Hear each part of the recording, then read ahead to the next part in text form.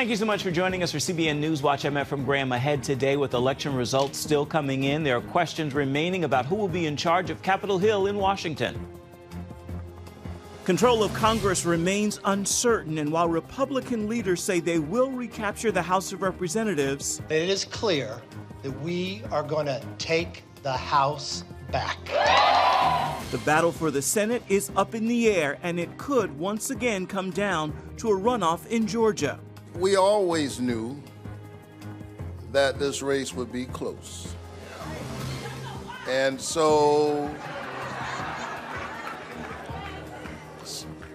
here, that's where we are. If you can hang in there a little bit longer. We'll take a look at the underlying themes in the election and what the outcome could mean for both parties. In a Ukrainian city occupied by Russians, a pastor is imprisoned and interrogated. I was kept in solitary confinement for 6 days.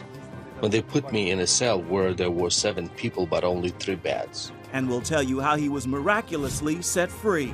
Our Studio 5 conversation with contemporary Christian band Mercy Me about their new album, Always Only Jesus. That's the common denominator for a divided body, is to remind everyone that Jesus is the thing that we can agree on. And I think unity is the most important thing that we've got to do. And a powerful storm sweeps through the southwestern states, leaving a trail of destruction, including 2 church buildings. But the cornerstone survives with a message of faith. We'll have those stories for you today on CBN NewsWatch. This is CBN NewsWatch. A busy Wednesday. We begin with the midterm elections, where the red wave many Republicans predicted apparently did not come ashore. While the GOP appears likely to retake the House of Representatives, the margin of victory will be smaller than those predictions, and control of the Senate is still up in the air. It will come down to a few tight races. CBN News Capitol Hill correspondent Mel Galka reports. Tough inflation numbers and economic concerns looked like they were teeing up a Republican red wave through the midterms. But as the results started to come in on election night, it was more of a mixed bag. This morning, the much-anticipated midterm elections that could decide control of Congress. A pair of House seats in the Commonwealth of Virginia, a sign of split wins in House races across the country. Incumbent Democrat Abigail Spanberger beating Republican Yesli Vega. Elsewhere in Virginia, a Republican win. We are here to celebrate tonight. Republican candidate Jen Kiggins flipping a Democratic-held seat from incumbent Elaine Luria. One of the bright spots for Republicans is Virginia's 2nd congressional district, where Jen Kiggins beat 2-term Congresswoman Elaine Luria. However, as the night went on, the expected red wave failed to crest. Democrats right now are feeling maybe pleasantly surprised. There were a lot of polls and, early speculation that this night would be a massive wave for Republicans that, we still haven't seen come through yet. In the Senate, Republican J.D. Vance. I think that we're going to continue to have some good victories all across the country. Keeping a hotly contested seat in Republican hands, defeating Democrat Tim Ryan. In the battleground state of Pennsylvania, Lieutenant Governor John Fetterman is projected to win the Senate race over Dr. Mehmet Oz, a Democrat flip. I never expected that we were going to turn these red counties blue. And tonight, that's why I'll be the next U.S. Senator from Pennsylvania. In Nevada, Republican Adam Laxalt has inched into a slim lead over Catherine Cortez Masto, a potential gain for the Republicans. Meanwhile, in Georgia, Democrat incumbent Raphael Warnock and Republican Herschel Walker are neck and neck. We always knew that this race would be close. And so here, that's where we are. If you can hang in there a little bit longer. That election could go to a December runoff, as both candidates struggle to get over 50% of the vote. The governor's mansion in Georgia staying red. Let's celebrate this historic victory.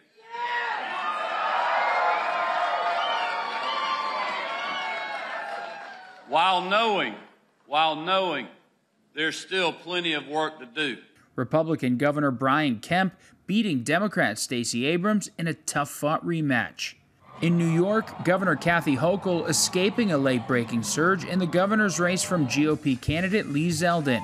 While in Florida, Republican Governor Ron DeSantis crushing Democratic opponent Charlie Crist. Thank you for honoring us with a win for the ages. Now, the votes are still being counted in some of those races, and you could bet that both parties will be watching those counts closely, because with races this close, every vote matters. At the Capitol, Matt Gelka, CBN News. And Drew Money, our CBN News financial editor, Drew Parkhill, joins us now with more. Let me begin with two questions. Was inflation the key issue in this election, and what happened to that Republican red wave? Inflation and the economy were the things that voters mentioned most. There were bigger problems for the Republicans and bigger pluses for the Democrats we'll talk to in a few moments. But there was no question that was a driving factor. Like I said, other things trumped it, but people were focused on the economy and they're focused on crime, but they have other concerns as well. So as far as what happened to the Republican red wave, it was likely never to be as big as what some people talked about for a simple reason. One word, Ephraim, redistricting made a big difference. It's much harder for either party to have a big sweep like Republicans had in 1994 and in 2010. Okay, both of those came after Democratic attempts at Hillary Care and Obamacare, and the voters were very unhappy. This time you had inflation the worst in 40 years, and voters were very upset. So we don't know the final outcome yet. We may look back and say it was a red wave, not as big as we thought. It will depend on how big the Republican margin is in the House, because they do look likely to take it. And if they take the Senate, then yeah, you could call it a red wave, but it's still up in the air. Let's talk about the Senate. What about control of the Senate? What are you thinking? It's going to come down to 4 races, and we have those 4 in a graphic which shows Georgia, which we've seen with Warnock, the incumbent, and Herschel Walker, the challenger, who's had his own challenges, so to speak. And it was Warnock had a slight lead, but in Georgia you have to get over 50% to avoid a runoff. At this point, it looks like they're headed toward a runoff. And as I said, Warnock had a slight lead, a very slight lead, so we'll see how that goes, and who knows how the runoff will go. Then Nevada, where it looks like the Republican is going to take that seat away from the Democrats. Then Arizona, which is up in the air, and then in Wisconsin, where I think Ron Johnson will probably hold on. So it's going to come down to a few seats. There's no way to know at this point how it's going to come out. All right. Well, welcome to election week. What's the bottom line of this election? What's the big takeaway? Okay. First of all, what does it mean for both parties? If Republicans even take the House, as I think it was the Washington Post that pointed out, that will have big ramifications for the Biden administration, because there will be a lot of investigations. They'll look into Hunter Biden issues. They'll look into all kinds of things.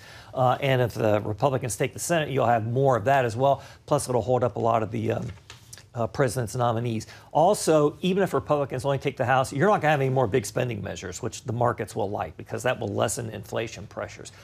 The bottom line here, when I talked about bigger issues before, what it really looks like is that Democrats, regardless of their concerns, Democrats voted for Democrats and Republicans voted for Republicans. In Florida, DeSantis had an enormous margin of victory. Rubio had a bigger margin of victory than people thought. But Democrats held on against tough Republican challenges, and that was the bottom line here, that the Democratic vote really turned out, and so the division in America is very deep. It's going to stay deep. This is going to be a long-term issue, because this is a very divided country, and the fact that Democrats would push so hard and a lot of independents didn't break as much for the Republicans, or not enough anyway. The bottom line is the Democrats were able to hold off tough Republican challenges. That was good news for the Democrats, although the Republicans may still come out on top in both the Senate as well as the House. All right, we'll be watching. Thank you so much for your insight, Drew Parker. Much appreciated. And a reminder for you at home, if you miss an episode of CBN NewsWatch, you can still catch it on YouTube. You can find it by simply typing in CBN NewsWatch in the YouTube search box, and you can see older episodes of the show as well. Coming up, inside a Russian-occupied city in Ukraine where kidnappings and executions are normal.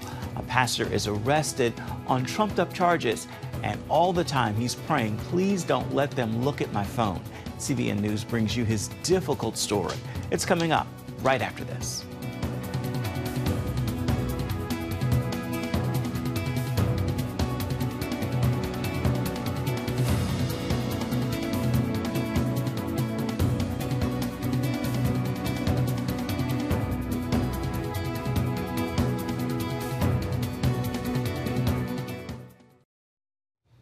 He was imprisoned, interrogated, and then miraculously set free. That is the story of one pastor from the Ukrainian city of Kherson. That city has been occupied by the Russians since early in the war. Now, as the Ukrainian military presses forward, stories of atrocities and escape are emerging. Chuck Holton brings us that story from Kyiv.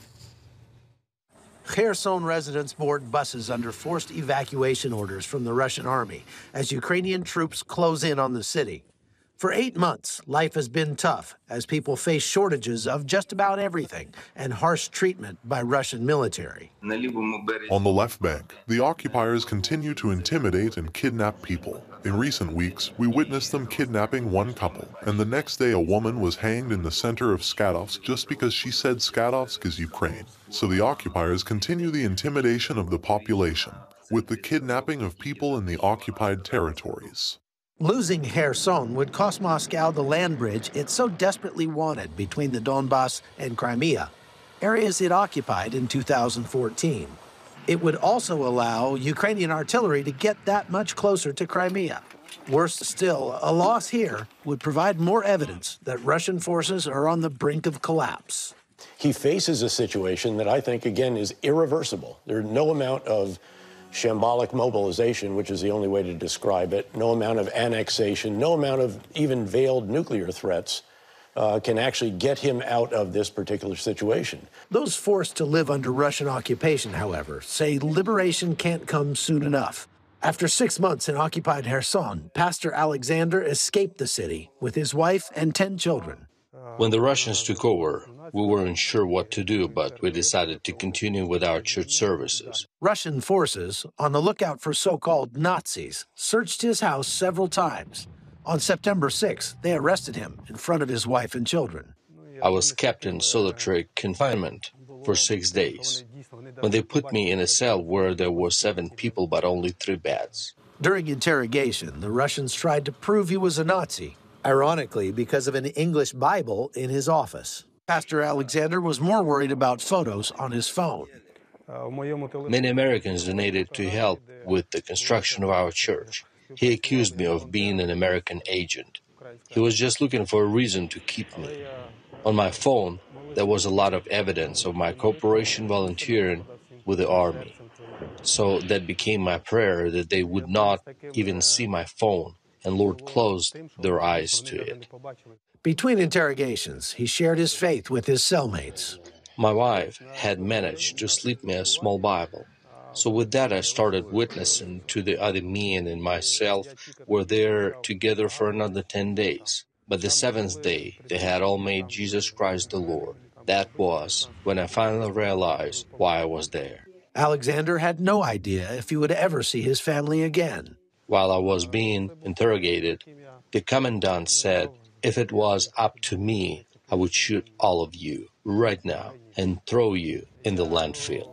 They hate Ukrainians so much. They cannot even stand to hear the word Ukraine. Then, after 15 days of captivity, a miracle happened. An Orthodox priest, whom I had never met before, came to the commandant and asked him to release me. And he agreed on one condition, that he could keep my car. So at the church there was still a minivan, and we put all my family into it, along with the injured neighbor, and we headed toward the front lines. Their ordeal wasn't over. It took 4 days and lots of prayer to get through all the checkpoints to reach friendly lines. I saw such joy in my children's eyes when they first came upon Ukrainians. They saw a soldier and said, look, they don't have masks. The Russians are all walking around in masks. And I said, that's because they have nothing to hide. Bandits always wear masks. Pastor Alexander and his family are now staying here in Kyiv and working with the local church while they pray for God's direction about when they should go home. But as Ukrainian forces move closer and closer to the city of Kherson, that day could come sooner rather than later. I know that He will continue taking care of us. So I'm trying to seek first the kingdom of God and wait for everything else. From Ukraine, I'm Chuck Holton for CBN News. Still ahead, our Studio 5 conversation with the contemporary Christian band Mercy Me as we talk to them about their latest project. It's called Always Only Jesus. We'll hear from them right after this. Stay with us.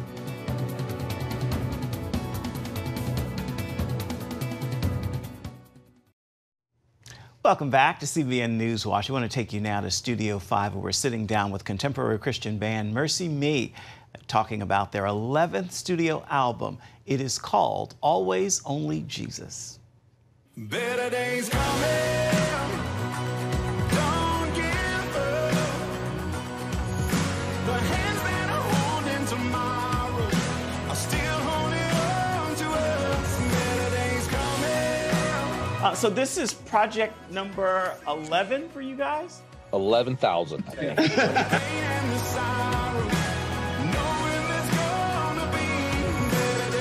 Somebody asked, and we were counting, and with all of our independent records, Christmas albums, greatest hits, it's number 23. 23. Right. Yeah. How does this feel to be at number 11 and more than 20 when you count it all? Humbling, honestly. Yeah. To see bands that we love and have respected who came before us, who didn't last this long, or that haven't been able to stick it out this long. It's humbling that God's still got us together.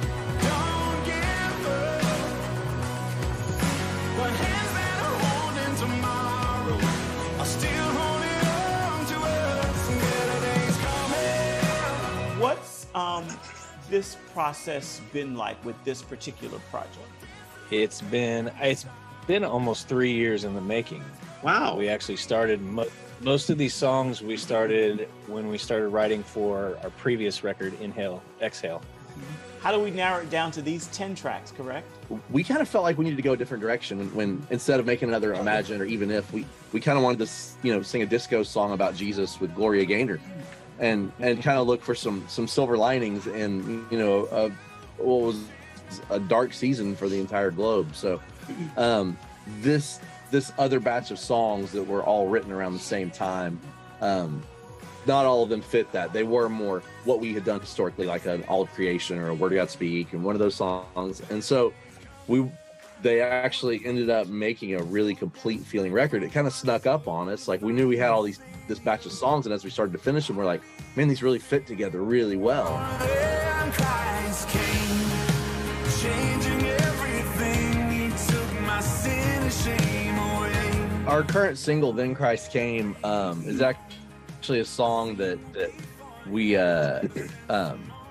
started writing, obviously all these during Inhale, Exhale, and this one actually we tried to get on Inhale, Exhale, but we could not get it right. We couldn't crack the code. For 2 years we were fighting the song, changing the tempo, changing the key. But I love what it says. It's talking about who we are before Christ steps in and who we are because of Christ.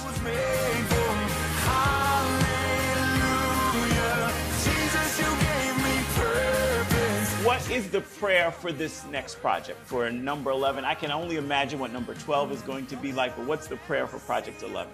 The title of the album is Always Only Jesus, and I think for such a time as this, if there was ever a time to keep it as simple as possible and as vertical as possible, that's the common denominator for a divided body, is to remind everyone that Jesus is the thing that we can agree on. And I think unity is the most important thing that we've got to do right now, and find something that we all can say, yes, this is what it's about. I can disagree with someone as long as they're still trying to honor the heart of God in whatever they're doing. I'm Southern Baptist, Methodist, and us, we've done it for years, but it's like the goal is to make sure that we know that, hey, no matter what our differences are, Jesus is the reason to come together.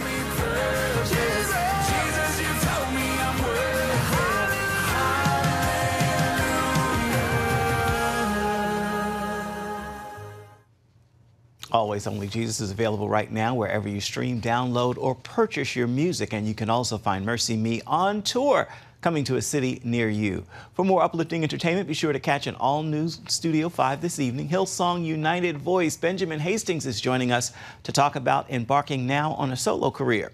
Friend of Studio 5, Titus Showers, pays us a visit, and the inspirational true story of a rover sent to Mars for a 90-day mission but ends up surviving 15 years. We're talking to the director. That is all in Studio 5 tonight at 8:30. You can find it on the CBN News Channel or download the CBN News app and watch it at your leisure. Coming up, a powerful storm system sweeps through the southwest, but a church's cornerstone survives with a message of faith. We'll have that story for you when we come back. Stay with us.